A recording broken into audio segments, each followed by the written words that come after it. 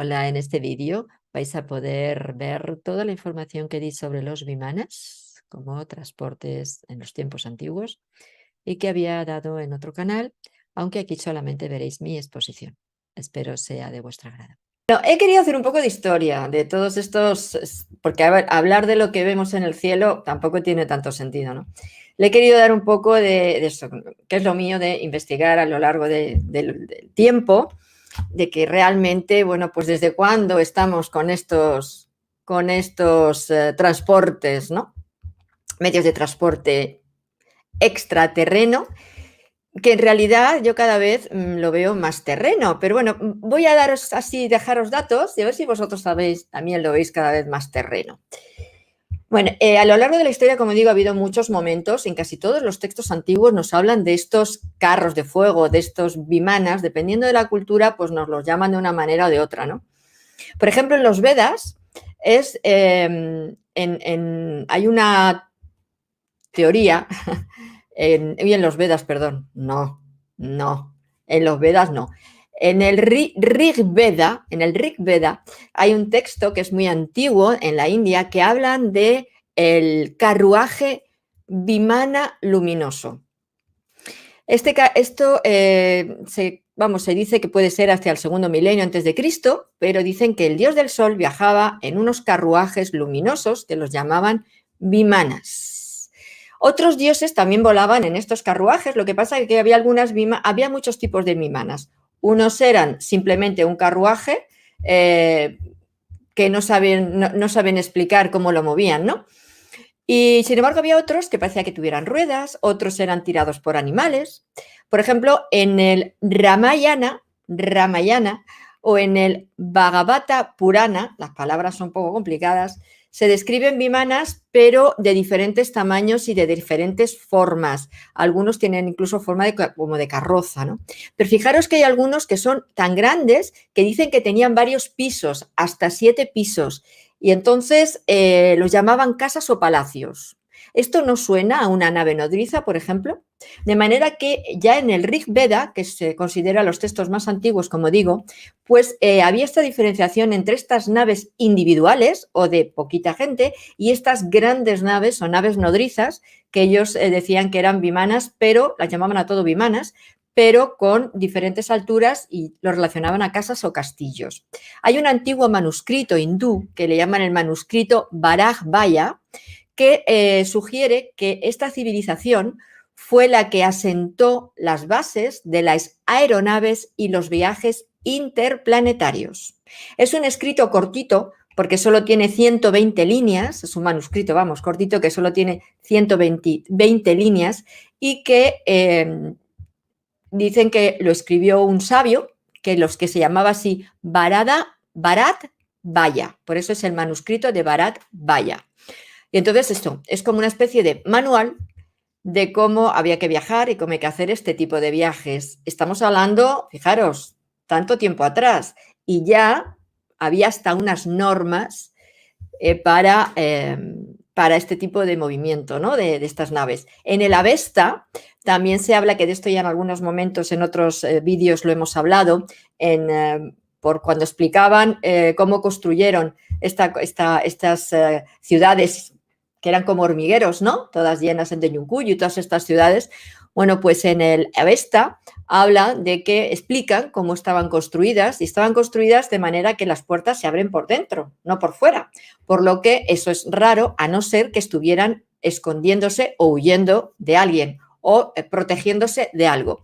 En el Avesta habla de que estas ciudades fueron construidas y guiadas por Ahura Mazda, que era el dios bueno, para que los humanos se protegieran bajo tierra de la glaciación.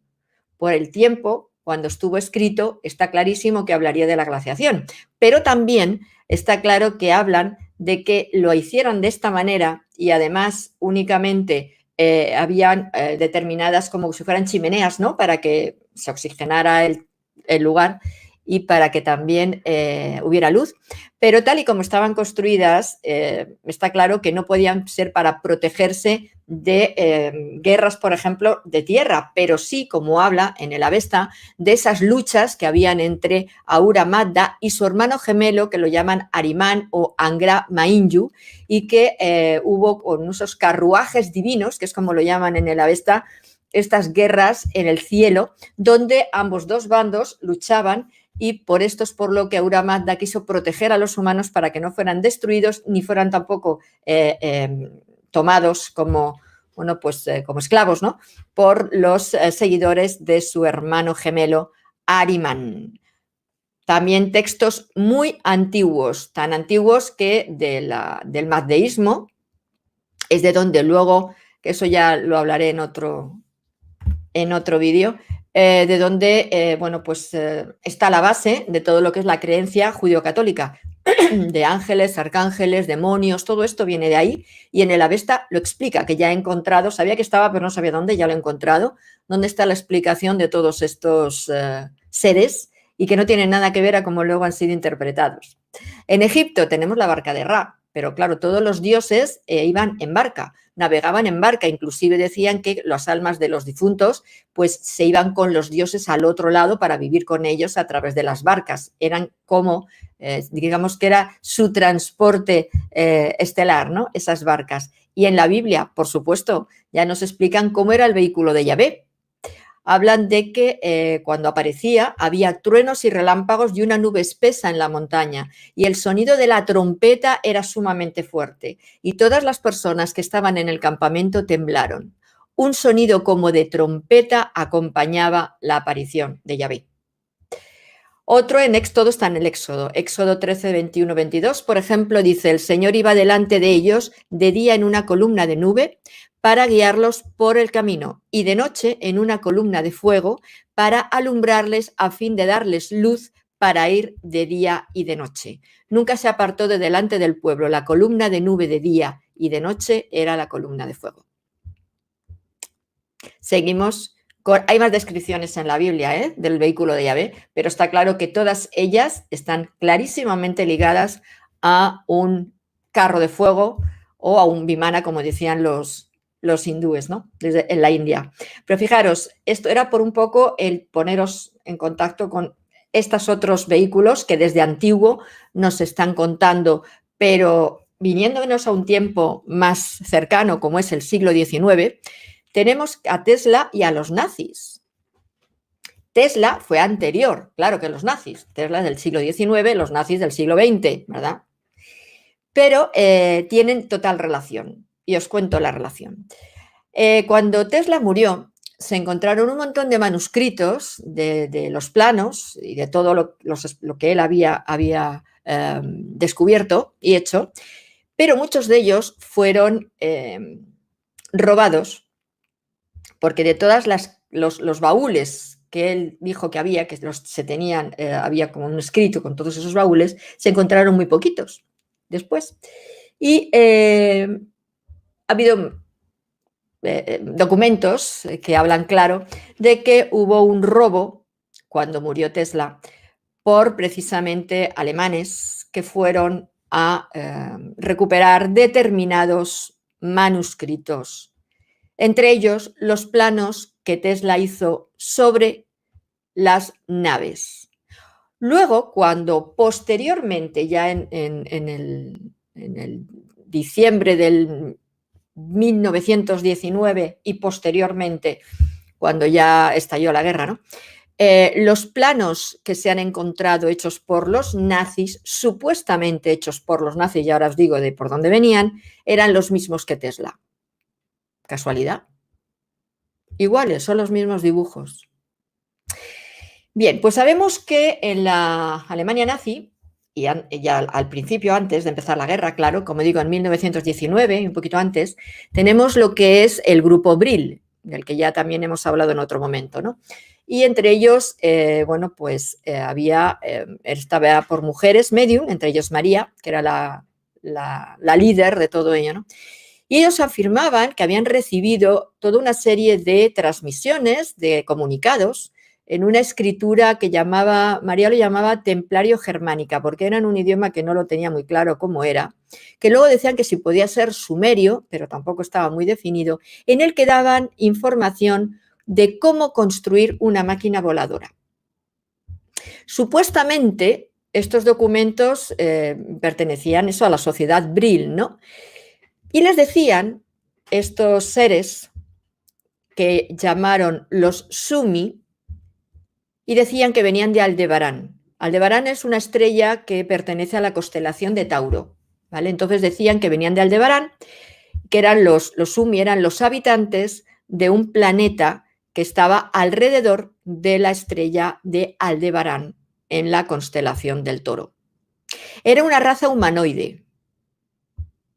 Y decían que estos Umi habían colonizado la Tierra 500 millones de años atrás. Que las ruinas de Larsa, de Surrupak y de Nippur, en Irak, habían sido construidas por ellos. Luego en otros textos dicen que Nippur han sido construidos por los Anunnaki, los reptilianos. No se sabe, ¿no? Esta raza era humanoide, no es reptiliana, los Sumi. Entonces, que los que sobrevivieron a la gran inundación que hubo, pues habrían sido los ancestros, ¿no?, de la raza que ahora somos. Sobre todo de la línea aria, claro, que es la que seguían y protegían los nazis, ¿no? Algunos, bueno, pues no todos creían en esto, pero sí es cierto que todo lo que es el grupo de Himmler y todo este grupo esotérico oculto, ¿no?, de la línea alemana, pues eran los que querían conseguir poder construir este aparato. Tardaron 3 años en ponerse en marcha y supuestamente hacia 1922 es cuando habían fabricado de manera independiente este aparato, ¿no?, para poder volar. Y fue mediante quien aportó el dinero fue la sociedad Brill y la sociedad Thule también, ¿no? Luego, hacia el 44, fue cuando se hizo el primer prototipo, que lo llamaron Brill 7 Jäger. Que Jäger es, bueno, no sé cómo se dice en alemán, cazador en alemán, da igual, ¿vale? Y que sería enviado, pues supuestamente, hacia este lugar de Aldebarán, pero vamos, fue un desastre, no salió bien. Y entonces la cosa se quedó un poco ahí. Pero sí es cierto que posteriormente se dice, y esto yo creo que forma parte del mito, que esta mujer, María, desapareció y era porque al final había conseguido que se la llevaran a este lugar de Aldebarán. Bueno, sí es cierto que los planos los tenían y sí es cierto que después de la guerra, cuando huyeron a la Antártida, empezó a haber un montón de avistamientos, porque cuanto más avistamientos ha habido en todo el planeta de estos vehículos, de estos ovnis o como queramos llamarlos, ha sido después de la Segunda Guerra Mundial. Y hay muchas fotos que no están trucadas de estas naves y en la panza de la nave las SS. De aquí que, pues también eso ya lo he comentado y tampoco voy a explayarme en ello, estuvo lo que es la guerra que llamaban de los pingüinos en la Antártida, que es cuando los americanos se fueron para allá para ver si conseguían pues el territorio, ¿verdad?, y ganar a los alemanes para poder conseguir pues todos sus adelantos, cuando al terminar la guerra ya muchos de estos científicos y de estas personas que sabían tanto, a donde se fueron fue precisamente a Estados Unidos y también a Inglaterra, no, a Rusia. Es por esto que después de la Segunda Guerra Mundial hubo tantos avances en todo lo que tenía que ver con la guerra, tanto a nivel misiles, a nivel transporte, a nivel todo, y estrategias. Entonces, eran auténticos cerebritos estos señores alemanes, pero quizá mucho de lo que sabían precisamente venían de esta inspiración o de este contacto con estos seres que podían ser Aldebarán o de otro lugar, pero que sí es cierto que, bueno, pues ahí están, ¿no? Y no lo podemos dejar de lado. Entonces, como digo, en la guerra que hubo de los pingüinos, la intención era precisamente conseguir toda esta información, que no lo consiguieron, porque al final no se explica cómo fue, pero murieron un montón de los soldados que fueron americanos allí y al final se volvieron, como se suele decir, con el rabito entre las patas. Es decir, no sabían qué hacer ni supieron cómo ganar. Y ahí quedó esta parte que sí que ha habido luego de otras personas diciendo que, bueno, dando otra información que no podemos constatar en principio y por tanto yo lo que no se puede constatar lo dejo ahí en cuarentena, ¿no? De que, bueno, pues sí que hay zona intraterrena, a mí en su momento también me dijeron que es uno de los lugares donde se controla lo que es todo lo que es el experimento con nosotros de implantes y todo esto. Yo no conocía el Mar de Ross y sin embargo me dijeron que ahí estaba uno de los lugares de control y luego cuando empecé a indagar con otros temas, un día me viene lo del tema de los nazis y aparece Mar de Ross, que fue por donde entraron el submarino alemán en la zona intraterrena de la Antártida. ¿Casualidad? ¿No casualidad? Ahí lo dejo. Pero todos estos planos, como digo, pasaron a Estados Unidos y por supuesto pasaron a Rusia, de manera que, claro, mucho de lo que ahora se ve, como pueden ser esas naves que tienen forma de triángulo negro, otras que tienen forma de delta, otras que tienen forma de puro, ¿son extraterrestres realmente? ¿O forman parte de todos estos avances, de todos estos iluminados como Tesla y otros, o inclusive esta sociedad Abril, ¿por qué no?, que pudieron recuperar toda esta información? Está claro que cada vez hay más documentación que está saliendo y que un poco aboga en esta línea, ¿no? Lleva a esta línea de ver que en realidad hay mucho más terrestre que extraterrestre. Y además, un poco también podríamos añadir, en los años 60, en concreto en 1964, un señor llamado Jim Templeton, que a lo mejor lo habéis oído, ¿no?, hizo unas fotos a su hija en el fiordo de Solway, en Reino Unido. Era una secuencia de 3 fotos que las tiró todas seguidas, una ráfaga de fotos, y solo en la segunda se veía a alguien que ese señor no vio detrás de su hija en ningún momento. Era un señor vestido como un astronauta.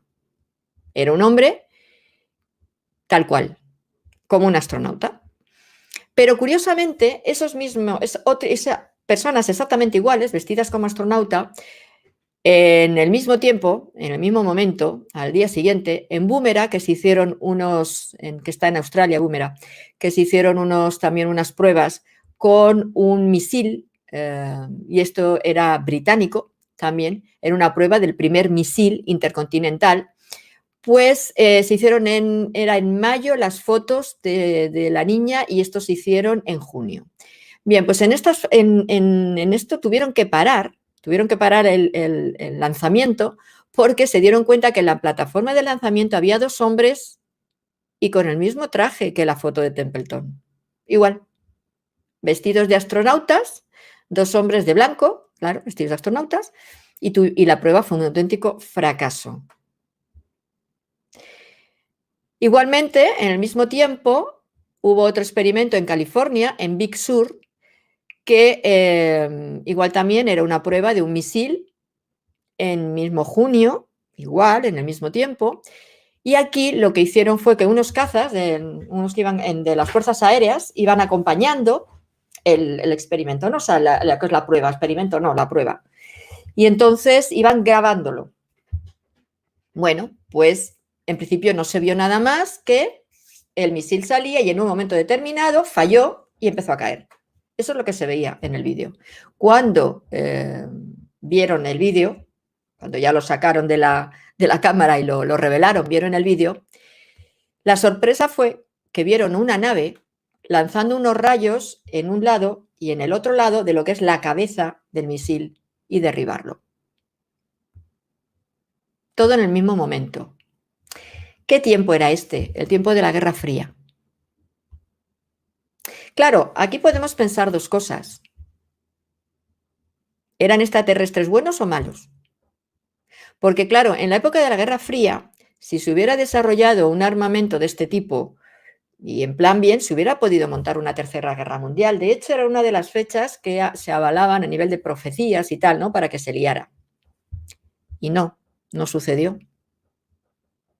¿Se encargarían estos extraterrestres, si es que eran extraterrestres, de evitar que esto pasara?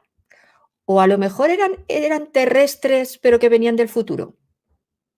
Fijaros, hablamos mucho, mucho de lo de las líneas temporales, de que nosotros existimos en todas las realidades, de que no existe el tiempo, ¿no? Pasado, presente, futuro. Y yo pregunto, ¿y no tiene mucho más sentido que los nosotros del futuro seamos los que vengamos para evitar que en este pasado se desarrollen cosas que ellos ya saben que nos llevarían a muy mal puerto? ¿No tiene eso mucho más sentido? Ahora se está diciendo de que nos están invadiendo las naves en el cielo. Tenemos invasión, cantidad de objetos voladores, cantidad de extraterrestres que vienen de naves, ¿seguro? Aquí podríamos hablar de varias cosas. Fijaros, en los cielos, lógicamente, al estar todos en casa, están mucho más despejados iba a decir de nicotina, no, de contaminación. También puede ser de nicotina, pero no es contaminación. Y entonces, claro, ahora se ve lo que antes no se veía en las ciudades. Ahí me han pasado el otro día una foto preciosa de un cielo rosa en el centro de Madrid. Rosa, pero rosa, rosa. Que eso en Madrid no se ha visto. Sí que indagando un poco, se pone rosa, por ejemplo, antes de un ciclón que pasó en Japón, pero vamos, no ha habido nada en Madrid. Pero sí que nos habla de que estamos pudiendo ver cosas que antes no podíamos ver. Claro, ¿eso qué hace? Por un lado, que podamos ver algo que está ahí, que son los satélites, que ahora además han soltado cantidad de satélites precisamente para que haya un mayor control y ahí está la cosa como más arriesgada. Un satélite, cuando lo ponen en marcha y lo vemos, es idéntico a una nave. La única diferencia es que la nave sube, baja, va y viene y ¡fum!, desaparece, y el satélite va muy tranquilito siguiendo su órbita.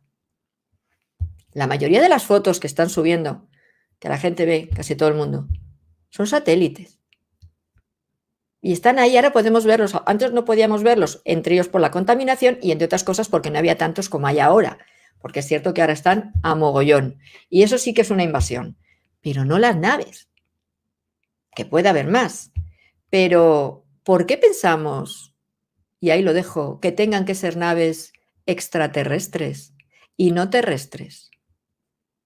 Por un lado, de los gobiernos que las tienen, que ya sabemos cuáles son. Y por otro lado, de los mismos terrestres de ese futuro que estamos queriendo, estamos o que están, quien sea, vamos, ayudar en este momento para que quizás no se vaya a pique. Porque de lo que no nos damos cuenta y tenemos memoria floja a veces, es que en los momentos críticos en que hemos estado al borde de guerras o al borde de algo horroroso, ha habido esta mayoría de avistamientos y se ha evitado. ¿Van a venir de fuera a evitarlo? Cuando nosotros, saltando en el tiempo, que es algo mucho más fácil, somos los mejores guardianes de nuestro propio planeta. ¿No habéis pensado en esto? Porque yo cada vez lo pienso más. Luego hay otra cosa también importante, que se hablan de que pudieran ser drones. Los drones tienen una altura bastante corta y un dron es muy difícil confundirlo con una nave, precisamente por eso, porque no son capaces de subir a unas distancias que, aunque parezcan muy altas, no lo son tanto. Entonces, es muy difícil confundir un dron con una nave, ciertamente, a no ser que pensemos que la nave está aterrizando. Es muy difícil confundirlo, pero los satélites sí. Y luego también hay otra cosa importante con el tema de las, pues eso, como hay tanta avalancha, de las fotos que se están haciendo, no ya de los vídeos, que ya he dicho que tiene más que ver, yo, desde mi punto de vista, con esto que con otra cosa, pero de las fotos, ¿no? Que también me han enseñado fotos de que no sé dónde las han sacado, porque siempre digo que no me digan dónde para que no me sienta yo condicionada ni nada y pueda verlas tranquilamente, ¿no? Y claro, hay que pensar una cosa, cuando hagáis fotos al cielo y sobre todo si las hacéis al sol, si las hacéis con los teléfonos, no sirve para nada. Si las hacéis con cámaras normales, no sirven para nada. No vais a saber lo que está en el cielo realmente y si el sol tiene algo o no. ¿Por qué? Porque la luz del sol lo que hace es que altera los filtros y el objetivo de la cámara, y eso te lo puede decir cualquier fotógrafo o cualquier óptico. Y luego cuando esas fotos las quieres manipular con los filtros, salen cosas que aparentemente son guau, pero en realidad son puro engaño, porque para que eso fuera cierto, habías tenido que hacer la foto con una cámara en condiciones y con un filtro en condiciones que pueda trabajar con el foco del sol y pueda realmente proporcionar la imagen que pudiera estar al lado, delante o detrás. Donde fuera o detrás es complicado, pero delante o a los lados. Pero si no se hacen así, no os fiéis de todo lo que está por las redes, porque la mayoría son fotos hechas sin esa seguridad, sin esa profesionalidad. Y claro, cualquiera no os va a dar realmente lo que es. Ahora, sacar por sacar, querer retorcer o querer interpretar a la forma propia cuando no se sabe de fotografía me parece un fraude, me parece un gran riesgo y por otro lado un fraude, ¿no? Porque claro, no podemos dar garantía de que eso sea correcto. Entonces, en todo este momento que ahora tenemos, que es bastante complejo, yo, por lo que he estado investigando en la documentación que hay, por lo que he estado viendo y por lo que me ha estado llegando, cada vez apostaría más por estos humanos de futuro que vienen a hacer ese trabajo de ayuda, que eso sí tiene sentido. Ya en otro vídeo, en mi canal, hablé de que es un error pensar que la Tierra va a saltar a quinta y la obsesión con que tenemos que saltar a quinta, el planeta, nosotros, cuando anda que no queda. Y además quinta, pues es que tampoco es... Porque la Tierra, igual que nosotros, también es multidimensional y existe Tierra en 1 y Tierra hasta 10, que por ponerle números, que a mí lo de los números tampoco lo veo que haya que decir, no, es que son 12 dimensiones y cada dimensión tiene 7 planos y es que eso es algo totalmente limitado por una mente humana que tiene que ponerle a todos sectores y límites, pero la realidad no es esa, la realidad no es así, es muchísimo más grande y es muchísimo, tiene otro desarrollo totalmente diferente, ¿no? Pero para nosotros entendernos, bueno, pues tenemos que ponerle estos límites, ¿no? Y estas líneas. Entonces, si pensamos, entonces la Tierra, a ver, precisamente porque no existen esas líneas temporales, perdón, existen las líneas temporales, no existen las limitaciones temporales, no existen todos estos condicionamientos y estos bloqueos que pensamos que están ahí, que nos impiden el conectar y que nos impide el poder ver lo que desde nuestra línea temporal de cuarta, claro, hemos hecho y vamos a hacer, o de lo que en otros estados y en otras dimensiones hay personas, hay seres terrestres igualmente que nosotros que existan y que pueden perfectamente conectar con nosotros. Ellos sí, porque tienen unos avances que nosotros no tenemos, tecnológicos, entre otras cosas, lógicamente. Por lo tanto, tanto esos seres que son terrestres y que están en otros planos mucho más, en otras dimensiones, si queremos decir, mucho más sutiles, como es quinta, sexta, séptima, octava, hasta décima, que es hasta donde en principio, por ponerle un número, como digo, la Tierra puede abarcar, más luego todos esos espacios, todas esas otras líneas temporales, ¿os imagináis cuántos humanos somos? ¿Os hacéis una idea de esto?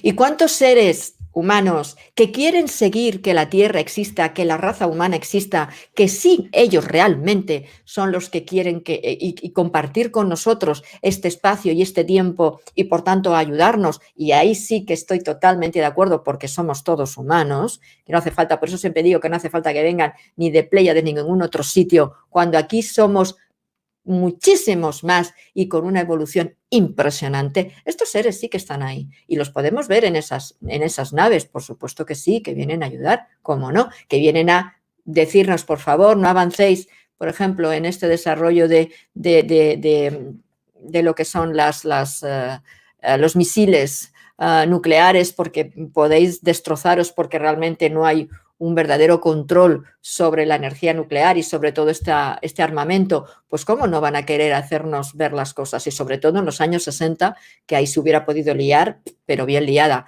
Entonces, aquí quería dejar, por eso quería hablar hoy de esto, porque por favor, no estemos pensando que cada vez que vemos un objeto en el cielo tengan que ser de seres extraterrestres, porque yo diría que el 90% o 99,9% ya no lo son. Muchos son terrestres de estos gobiernos que los tienen y perfectamente los están lanzando y qué bien les viene que pensemos que son extraterrestres para seguir jugando con nuestras cabecitas, ¿verdad? Y hay toda una franja que serían de estos humanos igualmente que están en esas otras realidades y que son de ese futuro. Pues no sé, ya que nos gustan tanto las películas y creer en todas, aunque algunas, desde mi punto de vista, no son tan auténticas, pero es desde mi punto de vista. Pero, por ejemplo, si os acordáis de Terminator, el Terminator que venía del futuro para impedir que pasara lo que pasaba, lo que supuestamente pasó en otro tiempo, ¿recordáis? Pues si no recordáis, mirar Terminator. Esta es la primera que se me ha ocurrido, pero hay otras muchas, ¿no? Entonces, vamos a abrir un poco más, yo creo, nuestras miras y vamos a dejar de pensar que, como siempre estamos, ¿no? El humano, chiquitito, aquí, pequeñajo, los extraterrestres, toda la tecnología, todo el avance, todas esas naves están ahí para poder salvarnos. Los que mejor podemos ayudarnos somos los propios humanos, de esos futuros y de esos otros espacios y líneas temporales, porque de verdad que están ahí y sí se comunican, claro que sí, pero se nota cuando un mensaje viene de estos humanos del futuro, de estos humanos de otras líneas temporales, y cuando vienen de otros para condicionarnos y para manipularnos, y cuando son inventados, que también los hay, ¿no? Así es que, bueno, esta era un poco el viaje que hoy quería hacer en las naves espaciales y ya seguiremos avanzando en otro momento.